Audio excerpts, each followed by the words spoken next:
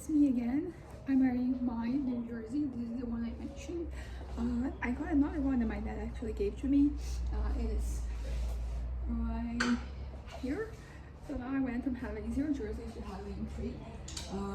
But you know, like I'll be using them. I feel like that is usually the criteria that I have when I'm buying clothes. Like, am I gonna wear this, more than just once? Is it going to be a recurring thing? And basically, yes, I really like this. The first one was very comfortable.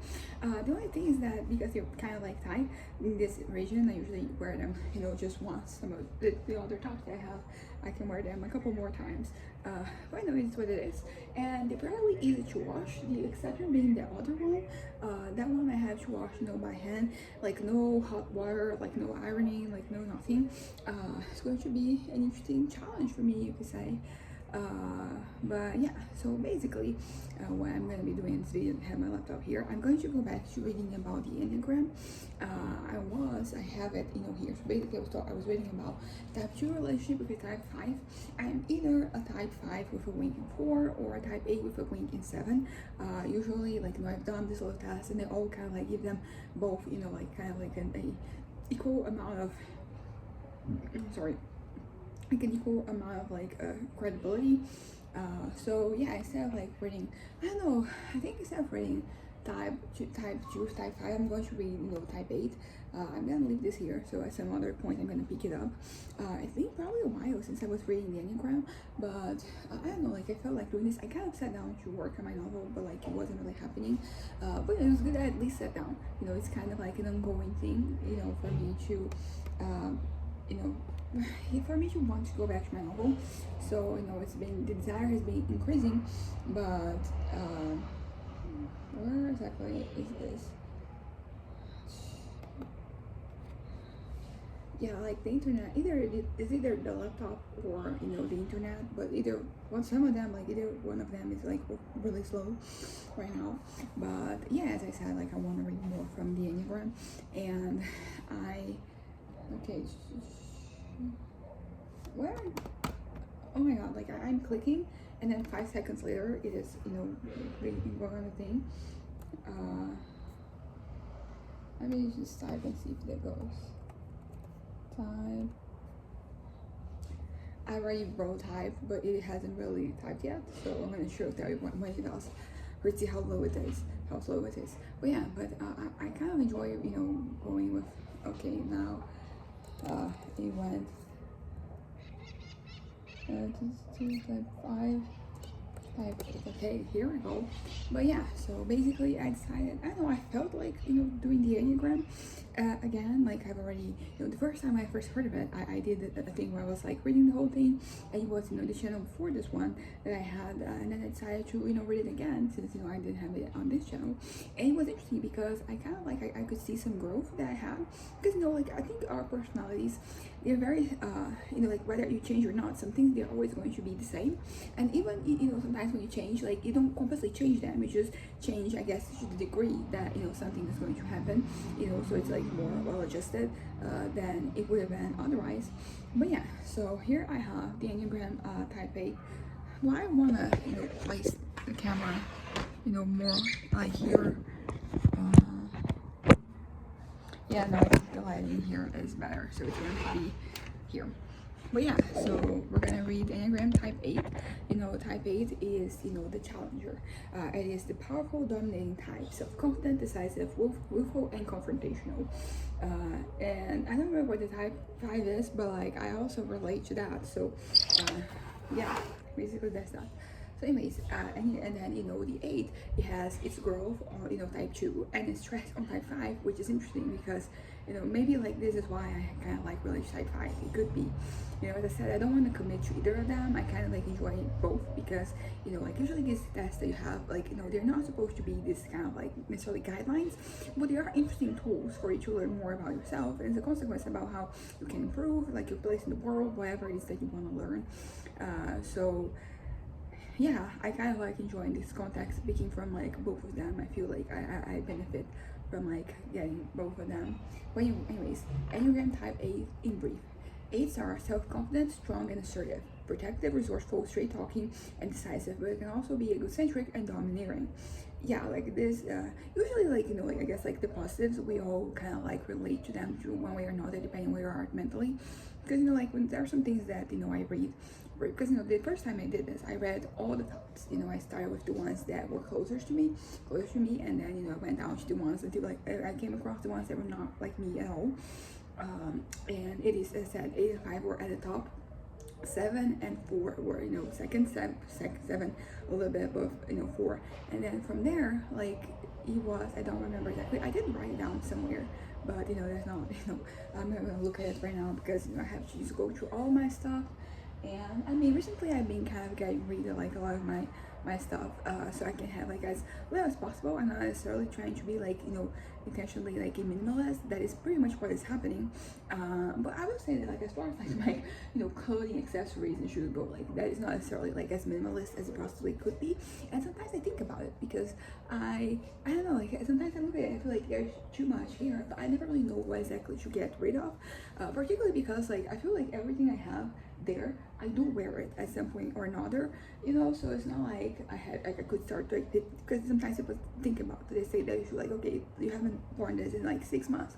I have worn, like, everything I own in the past 6 months, like, more than once, so I mean, the only exception being, like, winter clothes or stuff for, not winter, but, like, for the cold, for, colder weathers. Like, usually I don't wear that when it's not cold, so there's that. But, apart from that, but even that, like, I have this sweater that I've had since high school, and I had a bunch of sweaters in high school, but then, I ended up selling a bunch of them. Like, I stuck with this one, and this one I wore the other day because it was, I wore it twice in the past week because, it's been cool and it's been really kind of cold. I mean, it's not nowhere as cold as, I guess, like, in some other places it's going to be, but it's cold for here, so I wore it. So even, like, this, that is, for the cold, I've worn it, like, recently.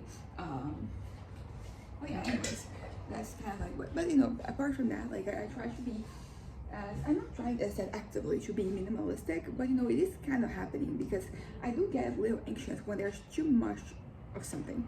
For example, like, my room is very clear cut. Like, for example, I have this desk and I don't really have anything on it other than, like, this stuff that I'm using. So I have, for example, like, the bedding for, my dad's, like, he sleeps with me, so, like, he there for this, mattress, and then I have, necklaces that I was gluing something, and that's there. And my lipstick, have, bags with, like, the stuff I'm going to, return when I go to the mall. I have my water bottles, and usually that's that. Like, there's usually either nothing there or stuff that I'm using, and I like it that way. Whenever I have, like, decorations, they don't sit very well with me, at least not in my space. If you look at our house, like, it is, I'm a part of it, but it's mostly kind of like my parents doing, like, the decor, because it's their place, so they're doing it, like, as they want, and they have, like, decoration and stuff. But, like, in my room, I prefer to have, like, less stuff, like, even, my beddings, I think that I barely have, like, more than I need. I probably have, like, 4 types, 4 groups of beddings that I can use. But, like, for example, you go to, like, my wardrobe, it is, like, not that much, and it's increasingly less. So, I did talk about how I got rid of, like, all my notebooks and books and stuff from, like, middle school and high school, and honestly I don't feel bad about that. For, like, the longest time I felt bad with, because I had, like, these notebooks and stuff from, like, elementary school that I threw away, and then I was like, oh my god, no, those are so, cute and all that. But when I got rid of all of this, I was like, oh yeah, this is very liberating. I'm not, because there's technically, like, no reason for you to just keep them, right? I mean, as soon as I graduated, it still felt like something, I guess, I was attached to. But, like, after that, like, right now, a decade later, I'm kind of like, why am I keeping, that's all this stuff? And then as a consequence, I kind of, like, really revamped my whole room. I was getting rid of, like, a lot of stuff, because you're kind of, like, getting on the road, right? You're just, like, getting rid of things. Hold up.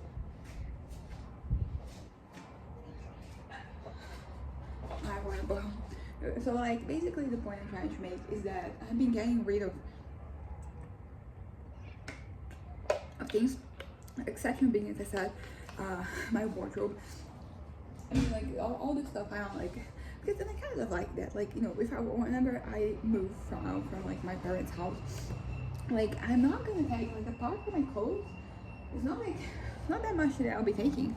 Like, I have stuff, like, for example, like, the cans and, bottles from, like, stuff I've been drinking, and I plan on continuing to kind of, like, getting them. But at a certain point, like, I know I'm going to get rid of them if I were to move. you know, unless I'm going to do some art with it, you know, I don't really know, and it doesn't really matter. But anyways, like that was an interesting detour that has nothing to do with anything. I go back to, you know, thing, but the whole thing of being egocentric and domineering, I relate to. I can have quite, you know, an intense personality, and I do like things my way. So it has happened in the past where I try to get things to be the way I am, and because of like my, I guess, insensitive personality, you could call it, things happen my way. And I mean, I will say that because I usually, whenever I'm being like this, you know, like it's because I'm sure what I'm doing. I'm sure that that is like the best course of action. When I'm not, like I tend not to be as, you know, I tend to like, you know, insert myself so much, unless, you know, some other idea, you know, kind of like comes through, and then I have to kind of like counter that. But anyways, what about self-confidence? Self-confidence is an interesting one because technically I've always been very self-confident, but when I look back, it feels like a lot of that was kind of like not pretending, but it was a little delusional, you know, like I really overestimated my abilities and my skills and some stuff. And then I have this version of myself that was really confident, but like it didn't have any basis to the confidence. Like I shouldn't have been confident because there was nothing to be confident about, but you know, I really was. So this is something that I have historically, you know, struggle with, you could say, just being too delusional. And actually, I'm not talking about, for example, when I'm manic, because like it's bound to happen. But you know, even when I'm like kind of normal, even when I'm depressed, you know, like I often I feel very shitty about the world, but not so much about myself. I will say that when I was younger, I'm thinking like 18 to 21, 22, 20, yeah, 22, like that was like a period where I had this, you know, like I was projecting a lot of confidence, because like internally I wasn't feeling that way, but I wasn't acknowledging the fact that I wasn't feeling that way. So it was this kind of, you know, it was this paradoxical thing, because on one hand I felt shitty about, you know, what was happening and where I was at, but on the other hand I was very like, nah, this is the way, you know, like this is my future is still bright, I still am going to achieve all of these things, you know, still going to be that, basically. Okay, I'm just realizing that it's 2:19 and we're gonna leave in 25 minutes. No, it's 2:20. But anyways, what I was trying to say is that I've always been very confident. Sometimes like it is earned, sometimes it isn't. Even when I was like in high school, where people thought I was shy, I was kind of like confident in myself. I also had a lot of insecurities, you know, a lot of fears regarding like, you know, like my capacity to do things. But I usually like pushed all that stuff down, you know, so I didn't have to deal with it, unless, you know, it was, you know, too late, or, you know, something, you know, very extraordinary happened and I was forced to confront that. But I've talked about this before, how usually I didn't really face my failures. I just created this environment in my head where I was going to move forward. So, you know, instead of like dealing with failure, I was projecting like, okay, in future I'm going to do this, and this is going to make up for these shortcomings I have right now. Also, so strong and assertive. I've always had a strong personality, like that has always been kind of, you know, the case, and I don't even like I don't know, like I don't mind it necessarily. Like sometimes I wouldn't necessarily say that right now like I enjoy that, but there's definitely points where like I really enjoy how, you know, sometimes I would even call myself abrasive, and how like intense, not like that's not the word, intent, how intent I work. And then you have they say assertive. So assertive is one that like I'm trying to be, but historically I've been more aggressive than assertive, you know. Not no passive aggressive, just like straight up aggressive, and that is not ideal. That is something that I've been working in therapy for the longest time. I think the first time that this was brought up to me was 2016. You know, I was 18 at the time, and my therapist was, you know, pretty much talking about this, how, you know, I needed to not be like aggressive in my way of reacting to things. I needed to be more assertive. So I've been trying to be more assertive for the past almost decade, you know.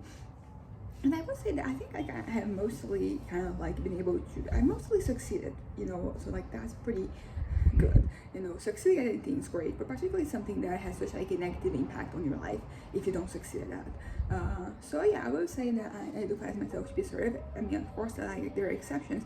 For example, when I get manic, I get, it's kind of like this assertive that sometimes borders on aggressive, particularly when I get angry, you know. So there's that. But I will say that even like my, you know, my jabs, they've been more assertive than aggressive lately, you know, which is always, you know, kind of like what you want.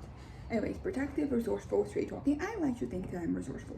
You know, I like to think that I can think of solutions to things, you know, and not just talking about just concrete things. For example, like, I don't know, like a piece of clothing that I own, like there's a little tear you know, like, and then then what I do, I turn it to a crop top, or, you know, my beddings, they kind of like have a tear. So I asked my grandma to make like a skirt for me, or like something covering it. So like there's like this little things, like little daily things. Also, like, you know, I like the little artisanal things that I do, you know, with my bottles and my breaks, and, you know, my drawers and all that. And, you know, like the necklace and the earrings I make, all that. I do think that there is like resourcefulness to those things, you know, but it's also like in bigger things in my life.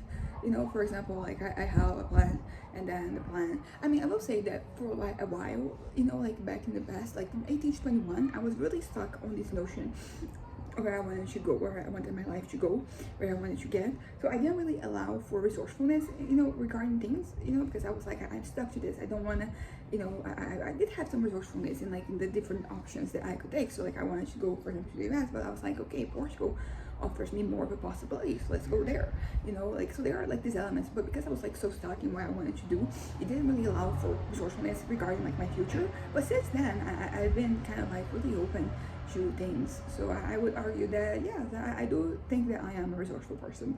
I do think that even if like in the very moment when you have some news that kind of like compromise what you're doing, like I might kind of like despair a little bit, give me 5 minutes and then I'll think of like a solution or a plan B or something. So I will like to do. So yes, I want to accept this as being, you know, a fact for myself. I would say that historically I've been more protected than I am right now. You know, like I have been more, I don't know, have this more this idea, you know, that I have to, you know, kind of like protect what I have when I own like the people around me, this environment that I have, you know, and I'm most protective of things, people, institutions, ideas, ideologies, and all that. Right now, I think I'm more, you know, kind of like winging it a little bit more. I'm just not. I think I care less, but like in a good way. You know, I'm like less, you know, emotionally, you know, engaged with this. Straight talking, yes, that is one that I agree with and that I'm proud of, you know, and also not that I'm proud of, but like I lose my patience sometimes when we have to walk around, you know, circles before we can get to the point. And sometimes I will say that the way I approach this, you know, I give this information to other people is a little abrasive, you know, just but you know, I think I'm doing better. I'm getting better, you know, developing more tact when I deal with people, because as I said, historically I had not had a whole lot of tact when dealing with, you know, some people. I think that it depends, you know, like on how much I care about them. But anyways, aides feel they must control their environment, especially people sometimes becoming confrontational and intimidating. Once again, yeah, I will say that I'm doing like much better in terms of being confrontational and intimidating. But yeah, historically has been the way that I dealt with things. You know, I have kind of like trying to intimidate people, you know, and confronting them, because not everybody is very confrontational. Like a lot of people, they prefer to avoid conflict. You know, not that, you know, there's anything wrong with that. I mean, like right now what I'm trying to develop is this ability of like avoiding conflict, because I really do like it. Like it feels like I'm energized by it sometimes, you know, and I know that part of it is just like very unhealthy, and it's just like me, you know, like not properly dealing with the things around me. But some of it is just like fun, you know, like I just enjoy the chaos that sometimes happens when you have a little confrontation. As I said, I was talking about this earlier, the whole thing with how I, you know, like I'm pretty much removing myself from certain situations, so I don't have to even put myself in a way of something that, in a place where I have to make a choice of like having to hold back. So that's kind of like where I am at. But anyways, aides typically have problems with their tempers and allow themselves to be vulnerable. I will say that the vulnerable thing, like I have improved so much in the past decade. You know, when I was a teenager, you know, back in high school, like I did not accept vulnerability. You know, I really just rejected it straight up. Like I was like, no, I do not accept this for myself, and then just pushing things down. And then, you know, I think 2016, I was 18, is when I started to, you know, I started going to therapy. And I think we started going because, you know, like I did go to therapy at different points in time, but it was to deal with specific situations that were happening. And at 16, I started to just deal with like more like a broader, you know, broader reality of my life. And I think that this was, you know, the moment where I started to be vulnerable. Like there was a point in 2016 where my therapist straight up, you know, told me that, like, if you don't open up, like, you know, stop coming, because nothing is happening. And then that happened. That was the whole thing. But I ended up coming back, and I was able to start opening up slowly. And it was really a decade-long journey, to be completely honest, because Like there was so much suppression, so much repression in my life that there are like so many things that I wasn't really properly dealing with them. I mean, that is, you know, obvious. Like if you met me at that point in time, like I didn't have to say that. You could just, you know, sense that that was the case. But you know, some, like for example, like the trauma I had when I was 13 back in 2011, it was only in 2021 when I finally was able to talk about this. Also, part of it is because like after it happened, I kind of forgot it. You know, like that happens a lot with traumatic situations. You kind of like have this amnesia, and then it was only like slowly but surely that I started to get, you know, little flashes here and there. And it was interesting because when it started, you know, I had these flashes and I didn't realize that they were real. They were from like my life. They felt like, you know, like these visions or these hallucinations that you have of, you know, things that are kind of like aren't really there, but you aren't really, you know, compromised emotionally by those situations. But yeah, but the point I'm trying to make is that historically I have struggled with being vulnerable. Not so much the case right now, although I will admit that the whole concept of vulnerability has kind of like changed for me, because you know the whole mental illness thing, like it took me a while to accept it, you know, and then, you know, start talking about it. So for me today to talk about mental illness is something that is quite easy, you know, it comes to me quite naturally. But the point is that, what I kind of like realize is that it doesn't feel vulnerable. Like there's just me stating facts, basically stating elements of my life. So I don't feel like I'm being vulnerable, you know. But then there are things such as, you know, my fantasies that I can even talk to, you know, even I can even say those things out loud, because, you know, I'm kind of like, you know, I feel vulnerable basically. As the same thing I said, I feel kind of embarrassed because I don't really know what I'm. Yeah, I don't.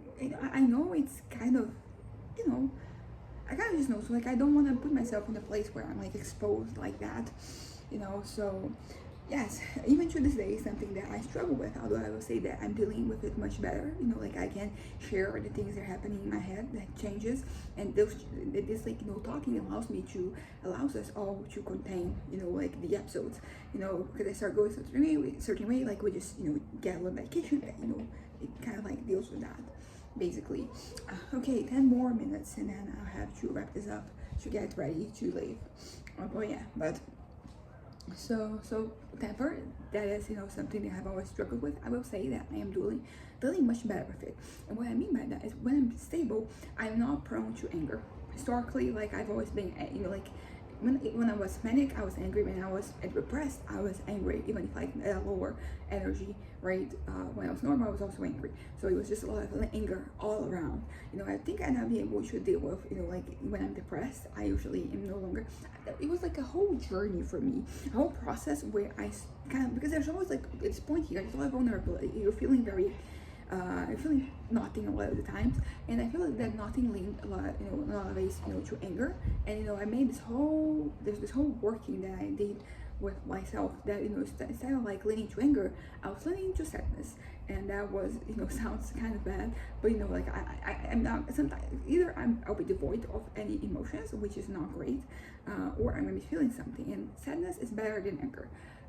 Personally, I think, as a person who's prone to anger, I think if you're more prone to sadness, anger might come as a relief. But for me, prone to anger, you know, sadness is kind of like relief. The same thing with when I'm stable, I'm not as angry as I used to be, and not as, you know, like even like stuff, simple stuff. For example, like raising my voice.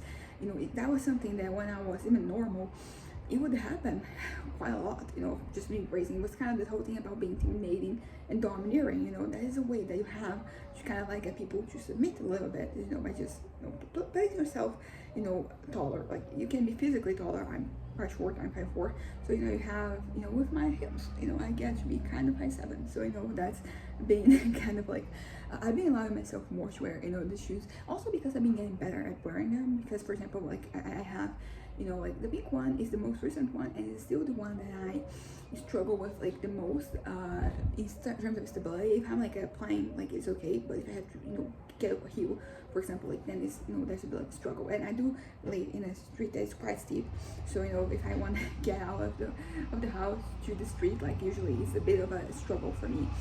You know, like I have to kind of like really kind of like plan, you know, how I'm gonna do it.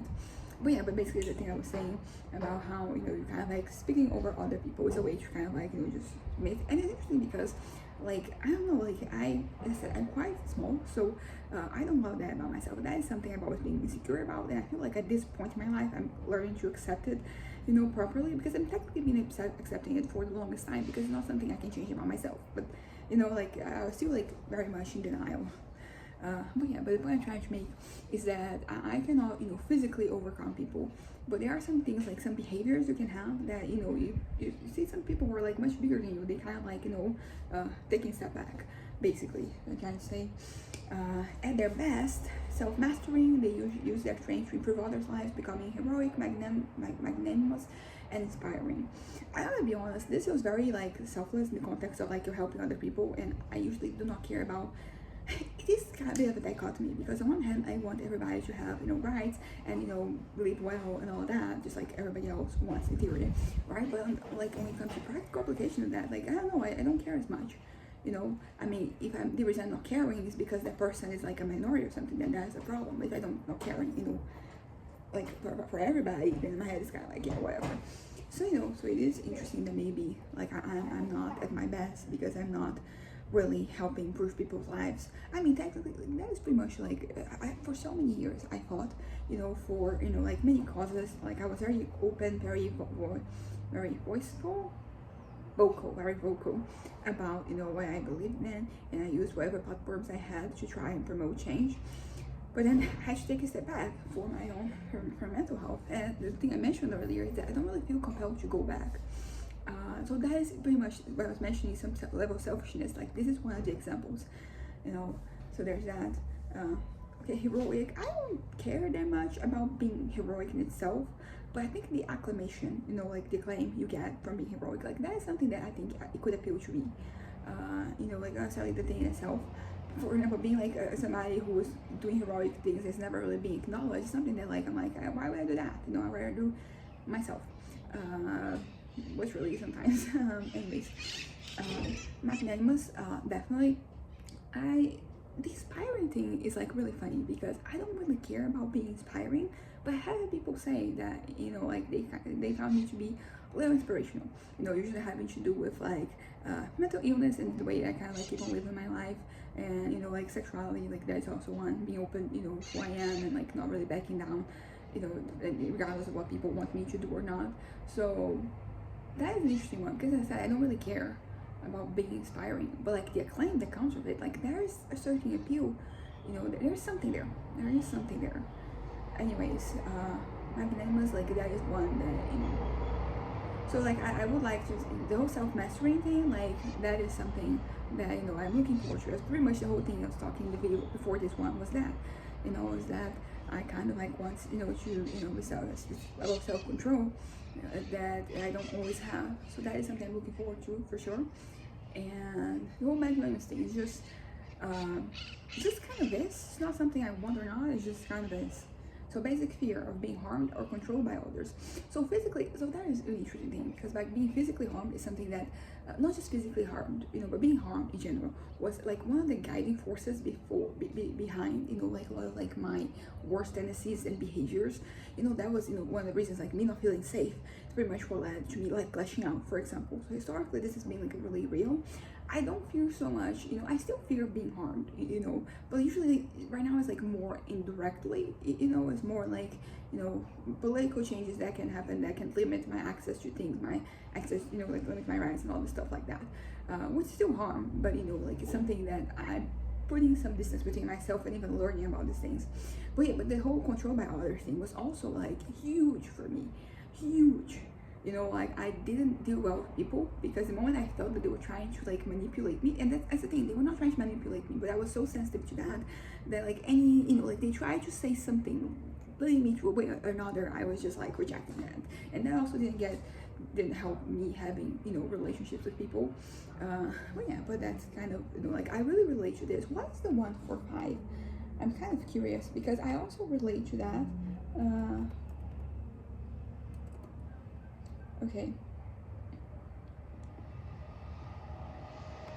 Let me 36. Okay, so type is the investigator, intense cerebral type. I will say that like historically I've always, it's interesting because like the 5, the growth is an 8, and then the 8, the regress, the stress is in 5. I don't know what that means. Being useless, helpless, or incapable. Also things that I've always like been very scared of. So yeah, I can't tell you which one I'm fear of like more, because I will say that and like the whole thing about being feeling like useless and incapable and something historically has really been huge for me, but like in the past couple of years I've really overcome that fear. I've kind of come to accept myself as I am, in this particular regard. So it's not really something that really stresses me as much, but historically it has really set me to some really bad paths. It's basic desire to protect themselves, to be in control of their lives and destiny. That is very true. And it's interesting because like the language you're protecting myself, like I historically I think like this is, I wouldn't necessarily use these words, but it is how I would describe, myself up to like a couple of years ago. I was trying to protect myself. But what that meant is basically that I have control of my life, my destiny, and this is something that was a bit of a struggle for me to kind of accept, because you do not have full control of your life. You live in a society, I know, and there are things that happen that will impact you that you don't have any control over, and you have to kind of like learn to accept that. You have to let go of like this notion that you have to be, they have to control everything. But yeah, anyway, so Enneagram 8 with a 7 wing the Maverick, Enneagram 8 with a 9 wing the Bear. I will be the Maverick, because as I said, wing 7 is the third one. Like the first, 5 and 8 they're tied in first place, and then 7 is the third one, and then there's 4. It's interesting because I don't remember 4. I feel like I remember 7 being kind of like me with ADHD, and the 4 was kind of like the artistic, part of me. Anyway, so key motivations: want to be self-reliant, to prove their strength and resist weakness. That is interesting because the whole proof of strength and resist weakness is something that dominated my thinking for the longest time, for the entirety of high school, even for like the 3 years after that. It was, and even like after those 3 years, I was learning how to better deal with myself, but still like that was kind of like something that existed in my brain that I couldn't escape, this notion, and like the intention of doing that. Even if I didn't want to have those intentions, I still had them, still did. To be important in their world, to dominate the environment, and to stay in control of their situation. To stay in control of my situation is something that like it is always like I kind of like it is always going to be a thing for me. Time has helped me to have like to let go of like the very constraining notion of like being in control or not being in control, but still it is something that will always be the case. Also, like this whole thing to be important in their world is something that, because at the same time that I'm saying that I don't care about people in the world outside me, it's not fully true, because I still kind of care about what they think. Like that's like the whole thing. Because when you say I don't think about what other people think, like that involves like so many different things, so many different elements, and I have been able to like accurately, but like inaccurately say that I didn't care at so many different points in time.